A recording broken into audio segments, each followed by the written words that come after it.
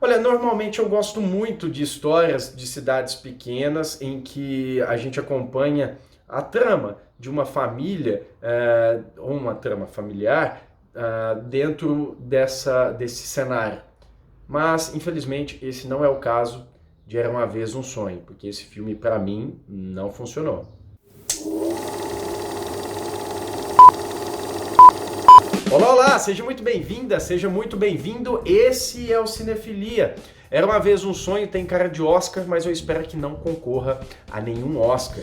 Ele é dirigido pelo Ron Howard e eu não gosto do filme por duas razões principais. A primeira, eu acho extremamente difícil eu me conectar a determinado personagem, que é meio que o motor do filme. A segunda coisa é que ele é muito picotado, esse filme não anda, cara, é impressionante, não anda, ele tem quase 2 horas, poderia, eu acho que dar uma reduzida, ou enfim, ser melhor organizado para que ele tenha ritmo, o ritmo é muito quebrado. Vamos lá, a história é baseada em fatos e a gente tem uma família que é problemática e a gente acompanha o desenrolar dessa problemática em dois momentos, na década de 90 e na década de 2010, se eu não me engano, 2011, o ano certinho. Mas é o seguinte, não, a gente tem uma terceira via aí, que é um pouco mais antiga, mas ela é só tangenciada. A personagem da Amy Adams é o grande motor do filme. Ela não é a grande protagonista, porque o protagonista é o filho dela. Mas ela é dos personagens principais e ela move o filme por problemas que ela tem de relacionamento e também pelo uso de drogas. Os problemas de relacionamento dela são um pouco mais palpáveis, mas o uso de drogas é meio que escondido, como é que eu vou dizer, mais limpinho, apesar de um problema de drogas muito sério. O filme não coloca isso de maneira muito explícita, mas o que me traz a grande problemática desse filme é que é muito difícil de você se conectar à personagem da Amy Adams. É muito difícil você entender o que se passa com ela e o filme, ainda que ele traga aquele momento para que a plateia se conecte ao personagem, porque ela, apesar dos problemas, é uma pessoa legal, são muito pequenos. E logo depois esses momentos são descaracterizados. Vou te dar um exemplo. A gente tem um momento em que ela defende o filho numa loja, porque o filho dela meio estabanado e derruba algumas coisas, e logo em seguida ela faz uma coisa horrorosa com esse menino e, bom, você vai assistir, você vai entender. E é complicadíssimo isso, sabe?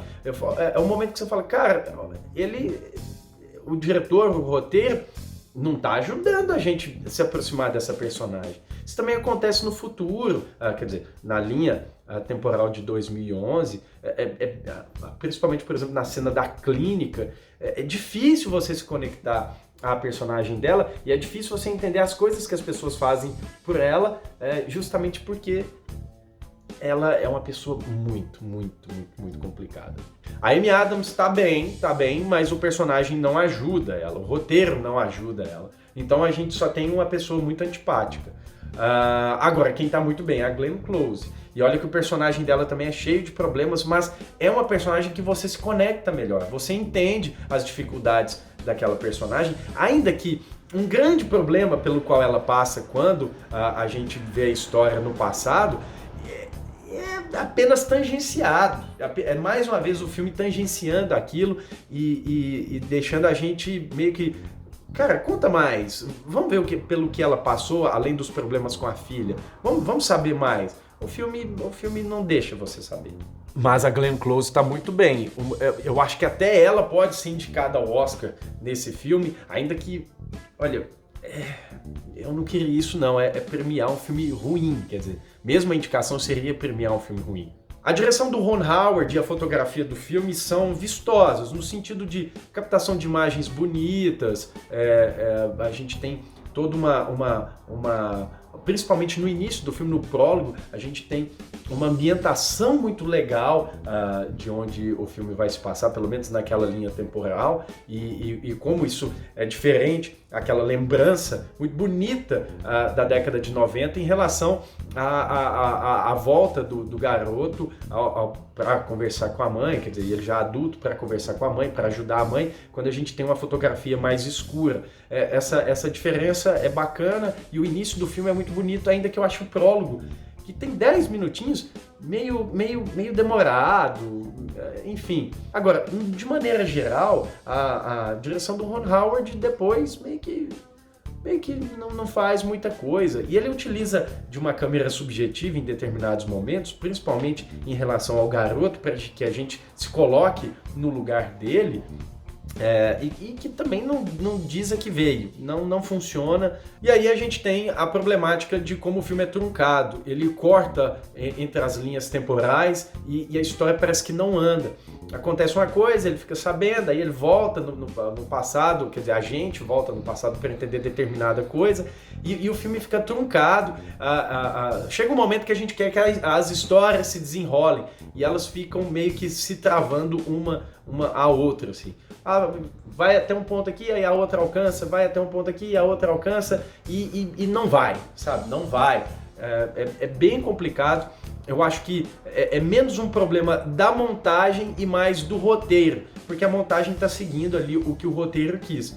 Claro, a gente poderia ter o montador dando uma ideia ou outra ali, falando, não, vamos colocar aqui mais um pouquinho, avançar essa história, depois a gente avança mais aqui, mas é difícil quando você já tem um roteiro meio picotado e dificultoso. Era uma vez um sonho, se fosse um vídeo para contar a história de uma família, seria lindo, meio grande, mas seria lindo.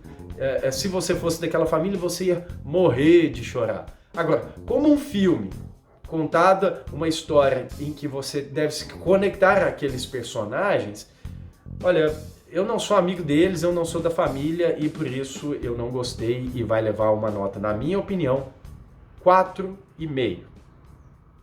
Como eu disse, esse filme tem uma cara de Oscar, pelo menos o Oscar bait, né? Mas até porque a Netflix tem uma grande chance em 2020, ou no caso 2021, para receber o Oscar de melhor filme, por causa da quantidade de longas que foram lançados no cinema ou que não foram lançados por causa da pandemia. Mas é isso, gente. Valeu e até a próxima crítica.